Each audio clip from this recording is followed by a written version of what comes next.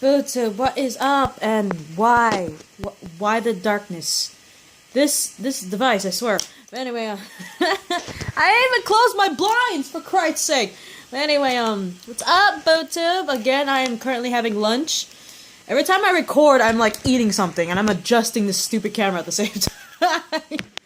But anyway, so if I start eating in front of you, because my food's like right here, so man, I need to clean this little container. But anyway, I'm in the middle of lunch right now, so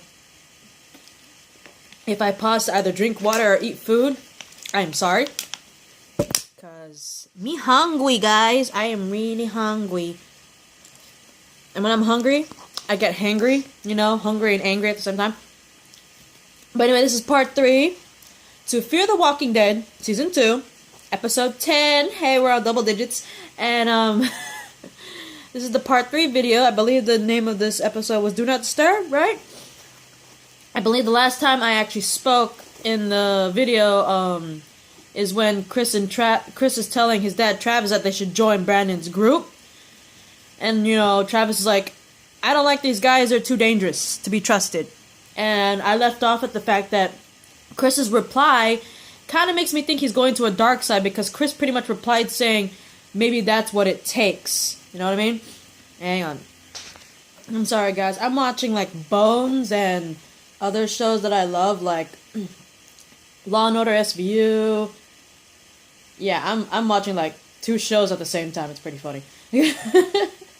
But anyway, back to it. Back at the hotel,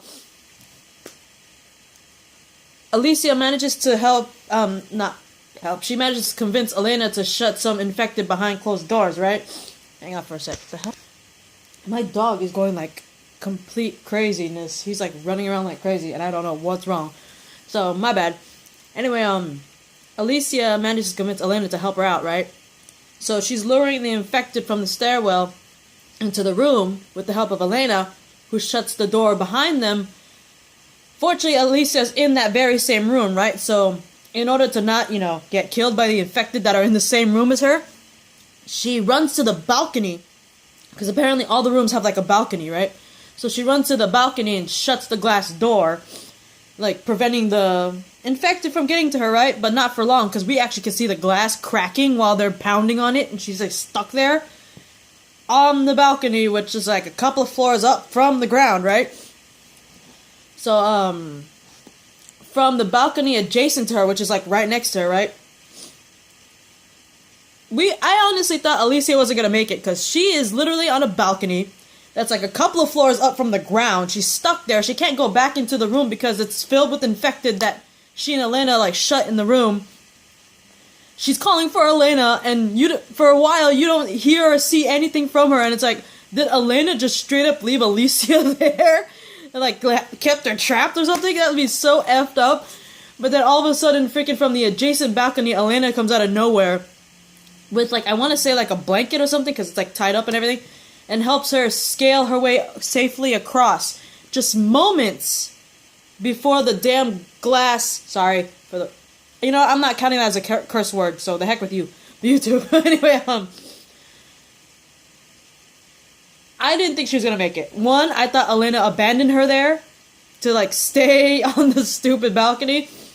And 2, I thought the glass was gonna break and they were gonna come after her before Elena actually did appear. Because we saw the glass breaking, and I was like, is this the end of Alicia already? Did Elena just trap her there to get killed, right? But, you know, she manages to scale across to the other one. I would, not gonna lie to you, I'm scared of heights. But I would at least try to do what Alicia did. But I would be scared out of my right mind. And also to the fact that I'm clumsy. So I might have slipped and fell and died. Just saying, in my own experience, if I was Alicia, I'd probably, like, be too scared. I'll be hugging the wall and stuff, but then my arm would be, like, right there in chomping range. Or, like, my clumsiness would make me fall. But anyway, Alicia and Elena managed to make their way to the banquet hall, and Elena actually, you know, admits, you know, I locked the entire wedding party inside this room to contain the illness, because, you know, she's explaining that during the wedding, you know, Dad died right there, bit his daughter, the bride's face, and she knew it was the illness, so she trapped them all in there. She admitted that to Alicia, which takes a lot considering they just met for her to actually admit that to Alicia. I'm not gonna lie to you, because if I was Elena and I just met Alicia, I would not admit to the fact that, I trapped an entire wedding party inside here to die.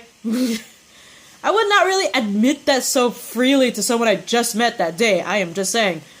But anyway, she also admits that the ones that actually did somewhat escape, because apparently some of them did escape the wedding party, they said that those who escaped completely hate her. That's why they most likely took her nephew in exchange for those keys, right? And Alicia's all trying to explain to her, you did that, yes. But my group, we've done worse. We've done a lot worse before coming to this hotel. And not everyone's perfect. Alicia's trying to tell Elena, we all make mistakes. We're all not perfect because of it. And Alicia pretty much tells her group, we've done worse. Wait, sorry. Alicia tells Elena, our group has done worse. We've made our mistakes too.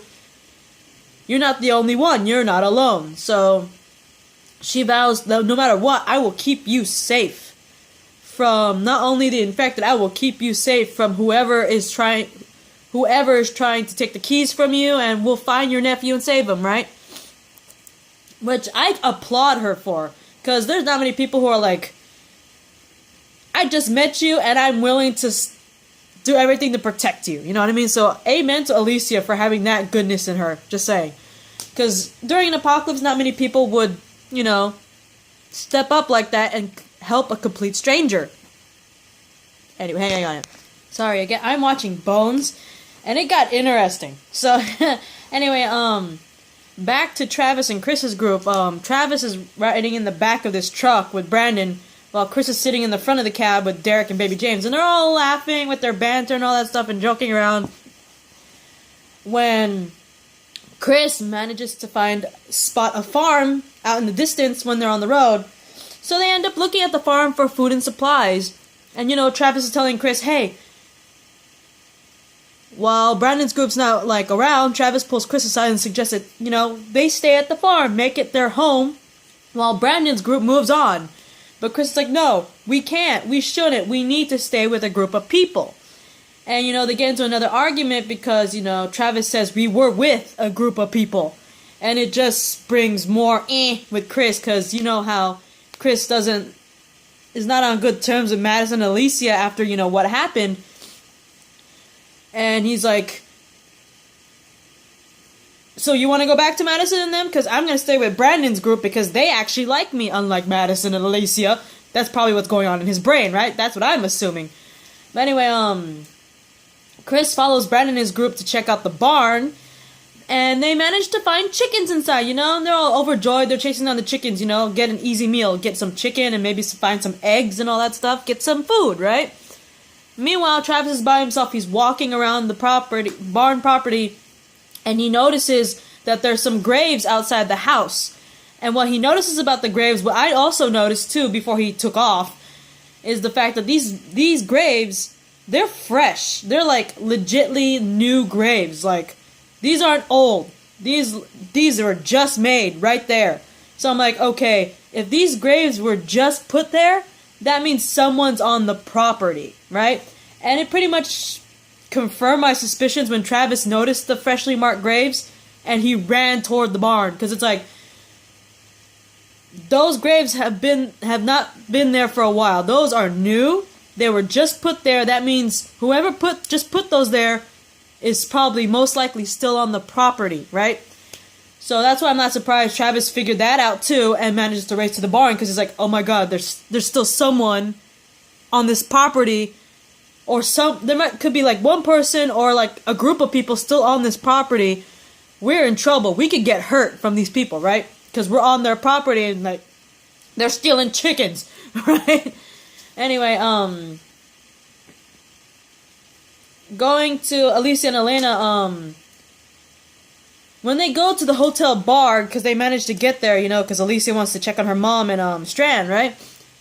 they find that the doors anyway, have been barricaded. Someone actually barricaded all the infected into the bar. So whatever infected got into the bar and surrounded Strand and Madison, someone or people barricaded the doors so they can't come back out. So they're literally all in the bar, right? And Alicia's desperately trying to see if she could see her mother through there, or try to get her mother to speak or something. And all of a sudden, a small group comes out of nowhere, and apparently this small group of living people happen to be some of the wedding party guest members that actually survived being locked in the banquet hall. And, they approach Alicia and Elena in the lobby, and apparently they did manage to get a hold of Elena's nephew. I pretty much assumed that these people, or whoever is mad at Elena, whoever she's hiding from, took her nephew. I had a feeling already. They just confirmed it, because they had poor Hector hostage. And, Alicia's all telling Elena, give him the keys for Hector. Just give it to him, right? So she gave the keys, they got Hector back. And, Alicia's like, you know what? We got her nephew back. Let's give out hell. So Alicia pretty much unbarricades the doors and lets all the huge swarm of infected that were trapped inside the bar out on the party guests. It's like, we got what we needed. You got your keys. We're gonna give you hell. Let's go have the infected, right? I thought that was pretty clever, but at the same time, they were still in the room with those party guests, so it's like, find a way to get the heck out of there first off. I know, literally, the only thing that was separating them, like separating her, Elena, and Hector from the infected that they released was literally the door that they opened. Because you saw in the scene, they were hiding behind the doors that they opened, right? So it's like, all you have is a door blocking you from that huge little herd. It's like, what are you thinking? Get the heck out of there, right? Anyway, Alicia is looking for Madison throughout the bar, and she sees an infected woman in a flannel shirt, and she assumes it's her mother, because her mother was wearing a flannel shirt, apparently, right? But apparently, it's not her. It just looks like Madison. So, Alicia can't find any trace of her mother, or even Strand, right? So, Elena, and Hector, they flee through an underground tunnel that Elena, opens up, right? And as they're going through the tunnel, they see this door. They're trying to open it. It's locked. And they're all pounding on it, trying to get it to open. And, infected are closing in on them. And all of a sudden, the door manages to open. And there is Madison. And she opens the door, lets Alicia, Elena, and Hector through. And you see Strand also through the door with Madison, which is... It's like, how the heck did you guys manage to get out of there first off? It was amazing how that happened. But anyway, I heard that we find out how Madison and Strand got out of that situation in the next episode, so I'm kind of looking forward to knowing how they did it. But anyway, going back to Travis, he's going to the barn, warning his son and the three guys. There's buried people here. The graves are still fresh here at the farm. There must be someone or people here. And all of a sudden, here you come. The farm owner comes out of nowhere, walking in with a rifle, yelling at them in Spanish. And Travis is trying to, let's leave, let's get out of here. This man wants to keep his farm. But Chris and Brandon's group, they refuse to leave because they want the chickens, right? So the man's all yelling at them in Spanish, telling them to leave, and they go pretty much at a standstill, right? Travis is all like, let's get out of here. This is his farm. He doesn't want anyone intruding on him. But they're like, no, we should stay here, get all the chickens we got here. We could take them, 5 of us versus 1, right? With guns drawn and all that stuff, the farmer shoots baby James, in the leg. Because he's like, he has a chicken in his hand, and you could see him snap the chicken's neck. Because I don't know why he's doing that in the middle of a freaking gun standoff, but him snapping the stupid chicken's neck got him shot in the leg. It's like, dummy, right? And because of that, Chris takes baby James's gun, and what I didn't expect him to do is he manages to shoot the man in the chest, critically wounding the poor guy, right? Travis is kneeling beside